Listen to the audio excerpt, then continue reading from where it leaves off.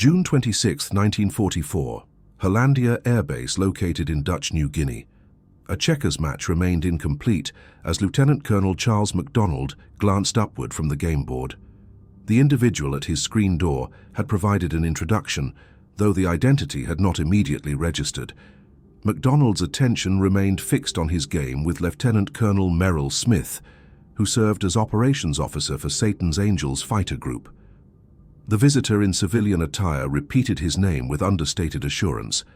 Charles Lindbergh, the renowned aviator whose 1927 solo Atlantic flight had made him internationally famous, now stood in a temporary recreation facility thousands of miles from the United States mainland, requesting permission to observe P-38 Lightning combat operations.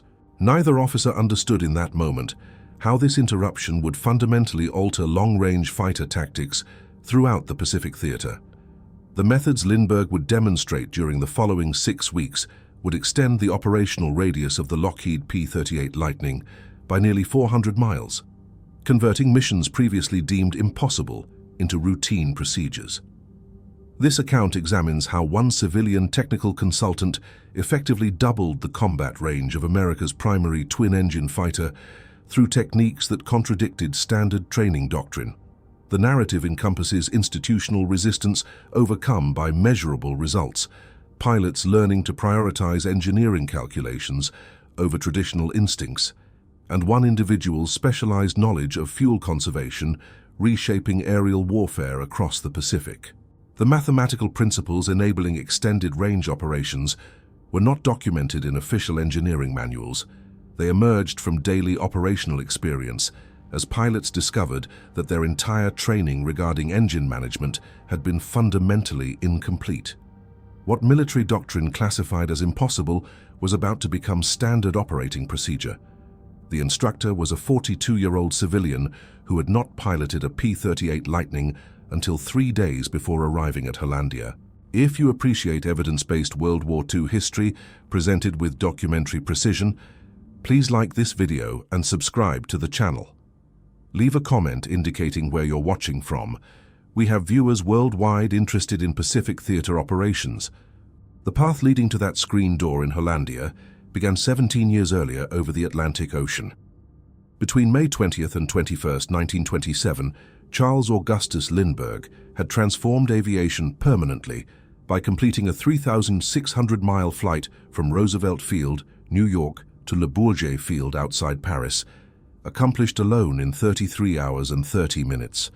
The Ryan NYP monoplane he piloted, designated Spirit of St. Louis, carried 450 gallons of aviation fuel distributed across tanks so voluminous they eliminated forward visibility. Lindbergh had navigated using a periscope combined with dead reckoning navigation, managing fuel consumption with precision that contemporary pilots would have considered excessive. He touched down at Le Bourget with 85 gallons remaining, having achieved fuel economy that aviation experts had declared impossible for a Wright Whirlwind radial engine of that era. This meticulous approach to fuel management became Lindbergh's defining technical specialty. Throughout the 1930s, while conducting survey flights for Pan American Airways across Pacific and Atlantic routes, Lindbergh refined techniques extending range far beyond manufacturer-published specifications. He comprehended that published range figures represented statistical averages rather than absolute limits. Every aircraft engine possessed an optimal operating envelope where power output, fuel consumption, and mechanical stress achieved perfect equilibrium. Locating that envelope demanded understanding complex relationships between manifold pressure, propeller revolutions per minute, mixture control settings, and indicated airspeed in ways transcending standard flight training curricula. By 1944, Lindbergh had established himself among the world's foremost authorities on long-range flight operations. However, his relationship with United States military leadership remained complicated by his pre-war political positions. He had argued strenuously against American military involvement in European conflicts, leading the America First Committee and consequently earning President Franklin Roosevelt's personal animosity. On April 29, 1941, following Roosevelt's public comparison of him to Clement Vallandigham, a Civil War-era Confederate sympathizer, Lindbergh resigned his commission as colonel in the Army Air Corps Reserve. When the Pearl Harbor attack forced American entry into World War II, Lindbergh attempted rejoining the Army Air Forces in uniform. President Roosevelt personally ensured Lindbergh would not receive military status during the war. Nevertheless, specialized expertise ultimately finds application. Unable to serve as a military officer, Lindbergh accepted civilian employment as a technical consultant for aircraft manufacturers. He joined United Aircraft Corporation in 1943, working extensively with their Chance Vought division, which produced the F-4U Corsair carrier-based fighter. He devoted substantial time at Ford Motor Company's Willow Run facility, troubleshooting B-24 Liberator production difficulties. He conducted dangerous high-altitude test flights in Republic P-47 Thunderbolt fighters for engine performance analysis programs. He assisted developing dive bombing techniques for Corsair operations. His technical contributions proved substantial, yet Lindbergh desired combat experience. By early 1944, he identified an opportunity. United Aircraft wanted feasibility studies conducted for a proposed new twin-engine fighter design. The only American twin-engine fighter currently in Pacific theater operations was the Lockheed P-38 Lightning.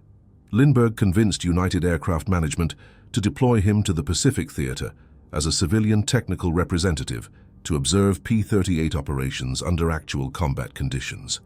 On April 3, 1944, Lindbergh prepared for Pacific deployment. He visited Brooks Brothers in New York City to purchase a naval officer's uniform without rank insignia or identification marks. At Brentano's bookstore, he purchased a compact New Testament, recording in his personal journal, "Since I can only carry one book and a very small one at that, this is my choice. It would not have been a decade ago, but the more I learn and the more I read, the less competition it has." He departed San Diego on April 24th, officially assigned to observe Marine Corps aviation operations in the South Pacific area near Guadalcanal. The assignment received Navy Department authorization, but remained concealed from White House knowledge. Neither President Roosevelt nor Navy Secretary James Forrestal knew Lindbergh was traveling to forward combat zones. What commenced as an observation assignment evolved into direct combat participation when Marine Corps aviation officers invited Lindbergh to fly as an observer on operational missions. On May 21, 1944, Lindbergh flew his first combat sortie, a strafing attack with Marine Fighting Squadron 222 near the Japanese garrison at Rabaul on New Britain Island. The Marines classified it as observation duty. Lindbergh flew with his aircraft's weapon systems armed, engaging ground targets when tactical opportunities presented themselves. He rapidly demonstrated practical expertise extending beyond theoretical knowledge. Working with Corsair pilots, he showed them procedures for safely conducting takeoffs with ordnance loads double the F-4U's rated maximum capacity. The Marine squadrons had been experiencing aircraft losses due to overweight takeoff accidents. Lindbergh's systematic analysis of power settings, takeoff velocities, and weight distribution reduced accident rates while simultaneously increasing strike capability delivered to Japanese positions. Information circulated throughout the Pacific theater that the famous aviator was flying combat missions while maintaining civilian status and solving operational problems that had frustrated military pilots for months. By mid-June 1944, Lindbergh had developed particular interest in the P-38 Lightning. United Aircraft's interest in twin-engine fighter designs was legitimate. Additionally, Lindbergh had received information that the 475th Fighter Group, whose informal designation was Satan's Angels, represented one of the most effective Lightning units in the Pacific. For comprehensive knowledge of P-38 operations, that unit represented the optimal destination. On June 15, 1944, Lindbergh arranged air transportation to Finschhafen, New Guinea. He announced his presence to 5th Air Force headquarters at Nadsab, where Colonel Marion Cooper hosted him for lunch. On Sunday evening, June 18th, Lindbergh dined with General Ennis Whitehead, discussing New Guinea operational developments and his plans to observe P-38 operations directly. The authorization remained informal, unofficial, and technically insufficient by strict military administrative standards. However, Within the fluid command structure characterizing Southwest Pacific Theater operations, personal connections and demonstrated competence frequently mattered more than documentation paperwork. On June 20th, Lindbergh spent 1 hour and 20 minutes receiving checkout training in a P-38 with the 35th Squadron of the 8th Fighter Group. This represented his initial experience in the distinctive twin-boom fighter design. On June 26th, he flew to Hollandia and approached Lieutenant Colonel MacDonald during that checkers game. MacDonald was 29 years old and already credited with 10 aerial victories. He commanded the 475th Fighter Group, which had been activated in Australia on May 14, 1943, and subsequently became one of the highest-scoring P-38 units in the theatre. The group's 3 squadrons, the 431st, 432nd, and 433rd, operated the latest P-38J models, equipped with improved intercooler systems and additional internal fuel capacity. These Lightnings represented the longest-range fighters deployed in Pacific operations, capable of missions beyond any other aircraft's capability. Nevertheless, even with external drop tanks, the P-38's operational radius remained limited by fuel consumption rates.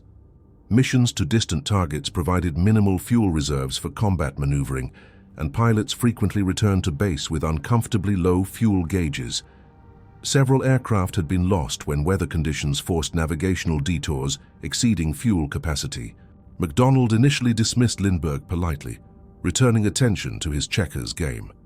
When Lindbergh explained that General Hutchinson, commander of the 3rd Air Task Force, had personally sent him to discuss P-38 combat operations, MacDonald's attention focused. Following brief conversation, MacDonald asked whether Lindbergh would fly a mission the following day. Lindbergh agreed. The mission would launch at dawn. Rather than returning to headquarters that evening, MacDonald suggested Lindbergh remain at the 475th's encampment to eliminate transportation complications. As Lindbergh settled onto a spare cot, information spread rapidly through the unit. Charles Lindbergh was flying with Satan's Angels. Pilot reactions varied considerably. Lieutenant John Purdy of the 433rd Squadron looked forward to meeting the legendary aviator. Others remained skeptical. Some questioned whether a 42-year-old civilian, regardless of fame, could handle modern combat aircraft. Major Thomas Maguire, already credited with 15 aerial victories and who would conclude the war as America's second highest-scoring fighter pilot with 38 confirmed kills, wanted direct observation of what the old guy could accomplish. On the morning of June 27, 1944, Lindbergh prepared for his initial P-38 combat mission. Weather conditions were poor, with rain falling steadily at 0530 hours. By 10:30 hours, when the flight finally launched, conditions had improved marginally. MacDonald led 4 aircraft toward Jeffman Island and Samata Airfield, regular targets for the 475th. Lindbergh flew as Blue 3 on Maguire's wing. The other aircraft was piloted by Merrill Smith, already credited with 8 aerial victories. MacDonald observed Lindbergh assume perfect formation position on Maguire's wing. For someone who had received P-38 checkout training only days earlier, his formation flying demonstrated flawless precision. The mission involved strafing an enemy barge in Geelvink Bay. Lindbergh maneuvered through anti-aircraft fire, his 20mm cannon and 50 caliber machine guns raking the target. The mission achieved its objectives, and all 4 aircraft returned safely. What the crew chiefs noticed after landing would prove more significant than any combat action. When ground crew personnel inspected Lindbergh's P-38 following several missions, they discovered a consistent pattern. His aircraft repeatedly returned with substantially more fuel remaining than other pilots flying identical mission profiles. After a 6.5-hour armed reconnaissance mission on July 1st to enemy airstrips along Geelvink Bay's western shore, Lindbergh landed with 210 gallons of fuel remaining. Other pilots from the same mission returned with fuel gauges indicating near-empty tanks.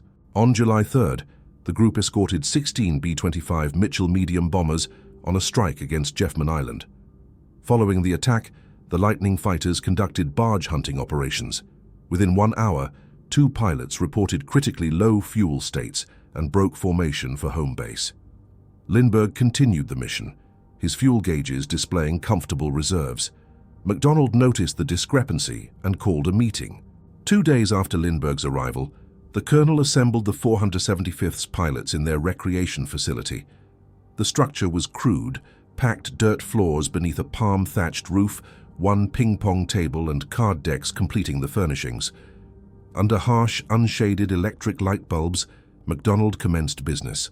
He introduced Lindbergh formally and requested he explain how he consistently returned with more fuel than any other pilot in the group. What occurred next would fundamentally change P-38 operations throughout the Pacific Theater. Lindbergh stood before assembled pilots and explained cruise control techniques he had developed for the Lightning. Standard operating procedures taught to all P-38 pilots specified cruising at 2,200 to 2,400 RPM with mixture controls set to auto-rich. This setting provided adequate power and was considered safe for engines, but it was also wasteful. Lindbergh explained that by reducing engine speed from the standard 2,200 RPM down to 1,600 RPM, setting fuel mixture to auto-lean rather than auto-rich, and slightly increasing manifold pressure to compensate for the lower RPM, pilots could dramatically reduce fuel consumption without losing effective cruise speed. The specific settings he recommended were 1,600 RPM at 30 inches of mercury manifold pressure with mixture set to auto-lean and indicated airspeed of 185 miles per hour. These settings reduced fuel consumption to approximately 70 gallons per hour total, achieving approximately 2.6 miles per gallon. Compared to standard cruise settings consuming significantly more fuel, the savings were enormous. Lindbergh predicted these techniques would extend the Lightning's operational radius by 400 miles, enabling 9-hour missions. When he concluded his 30-minute presentation, the room fell silent. The pilots considered several uncomfortable thoughts. The notion of 9-hour flights did not appeal to men who already found 7-hour missions physically punishing. The P-38 cockpit was cramped. Pilots sat on their parachutes with an emergency life raft, an oar beneath that. Their survival suits were uncomfortable. 7 hours in that cockpit already pushed human endurance limits. 9 hours seemed inconceivable. More troubling was Lindbergh's recommendation to operate engines at settings they had been specifically trained to avoid. The combination of low RPM and high manifold pressure was called running over square. Military flight training emphasized that over-square operation would damage engines. The resulting detonation would cause cylinder heads to overheat, leading to catastrophic engine failure. Pilots were taught that if manifold pressure exceeded RPM by more than a few inches of mercury, they risked destroying their engines.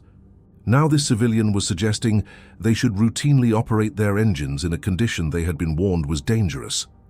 The skepticism in the room was palpable. Several pilots exchanged glances. Some shook their heads. One pilot openly declared Lindbergh's technique dangerous. However, MacDonald understood something important. Lindbergh was not speaking from theoretical knowledge. He had flown combat missions using these settings. His P-38 had not suffered engine problems. His aircraft had returned repeatedly, with fuel reserves providing operational flexibility other pilots lacked. The colonel decided to conduct a practical test. If the technique worked, the 475th would gain decisive operational advantage. If it failed, they would know quickly enough. Over the following week, pilots began cautiously experimenting with Lindbergh's cruise settings. Initial flights were short duration, allowing pilots to return to base quickly if engines showed distress signs. The first pilots attempting the technique reported nervously that their engines sounded different at lower RPM. The deep rumble of the Allison V1710 engines changed character, but temperature gauges remained normal.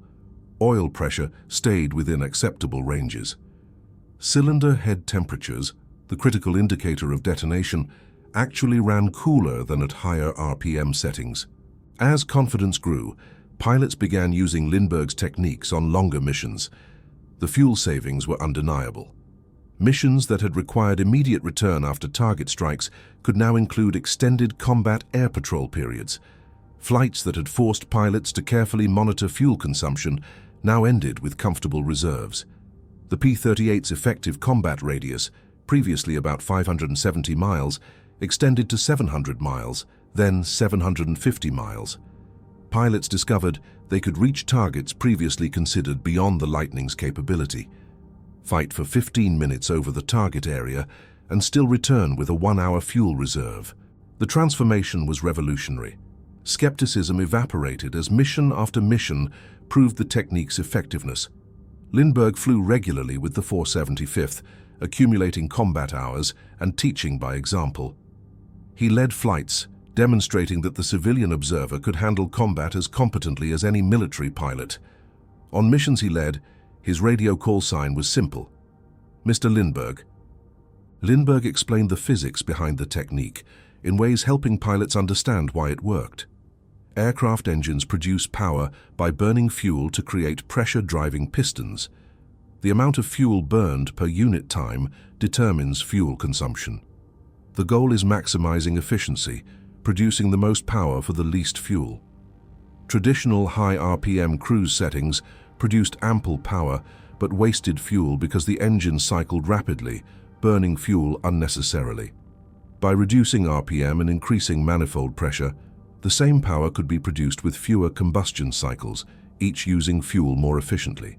The lean mixture setting further improved efficiency by providing just enough fuel for complete combustion, eliminating the excess used in auto-rich mode for engine cooling at high power settings.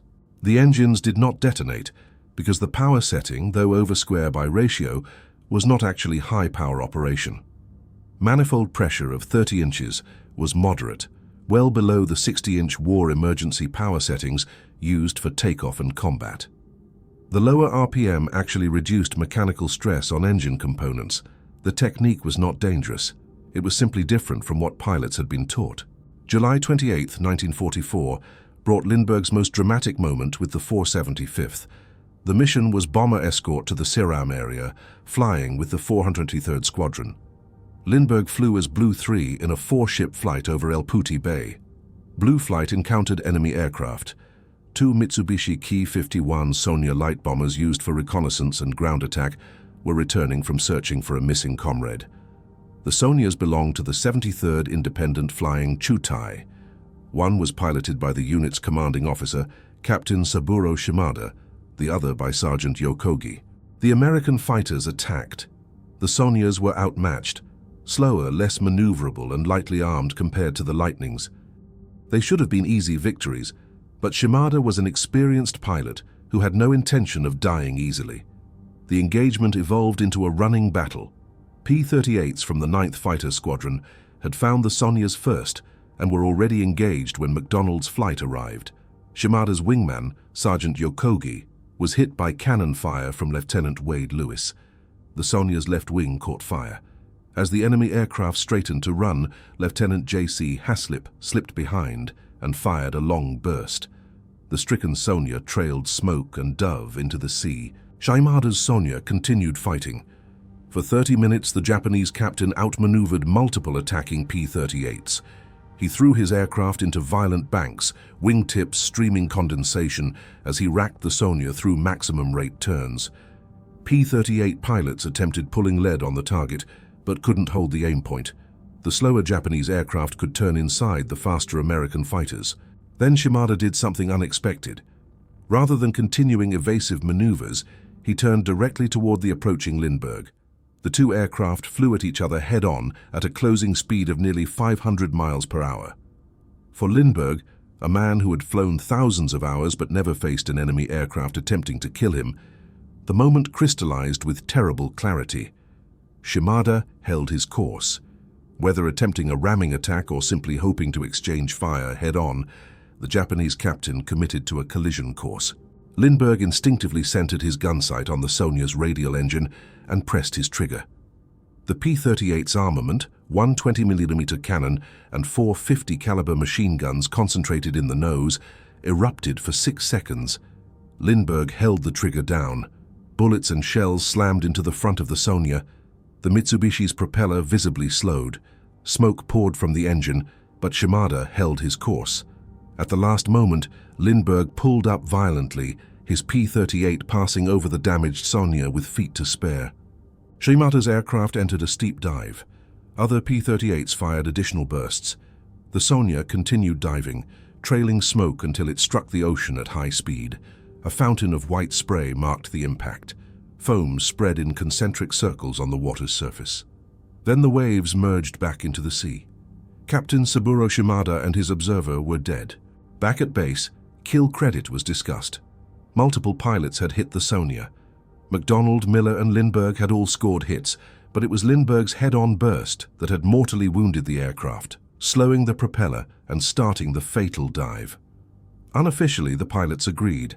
Lindbergh had scored his first and only aerial victory. The victory was not entered in the 475th's official war record. Lindbergh was a civilian. His participation in combat was already irregular. Recording an official kill would raise questions, potentially ending his time with the unit. 3 days later, on August 1st, Lindbergh nearly died. The mission was a fighter sweep to the Palau Islands. The flight encountered Japanese Zeros. In the ensuing dogfight, Lindbergh found himself in a turning fight with a Zero pilot, who very nearly shot him down. Only MacDonald's intervention, calling brake right, and then engaging the Zero himself, saved Lindbergh's life. The close call convinced 5th Air Force Headquarters that enough was enough. Lindbergh had proven his techniques worked. He had flown approximately 50 combat missions across all his Pacific service, including about 25 P-38 missions with the 475th. He had shot down an enemy aircraft. He had nearly been killed. It was time to return him to the United States before something went irreversibly wrong. On August 12, 1944, Lindbergh left Hollandia to return home. The pilots of the 475th Fighter Group gathered to see him off. Their respect for the civilian technical representative was genuine. He had not just taught them techniques extending their combat radius. He had flown with them, fought with them, and proven himself in conditions where rank and fame meant nothing. The impact of Lindbergh's fuel efficiency techniques extended far beyond the 475th Fighter Group. By October 1944, P-38 units throughout the Pacific were using variations of his cruise control settings. The specific numbers varied slightly between units and conditions, but the principle was universal. Lower RPM, higher manifold pressure, leaner mixture, all combined to extend range dramatically. The operational implications were profound. Targets that had been unreachable became accessible.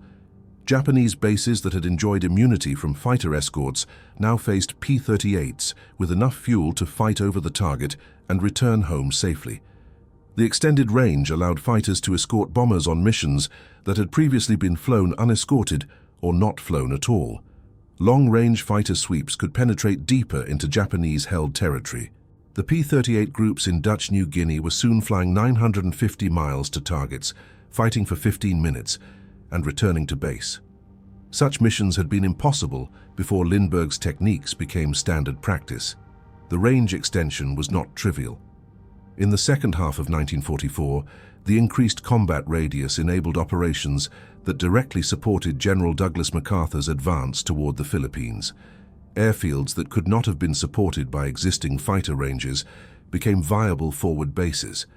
Invasion plans that had required waiting for closer airfields could proceed more quickly.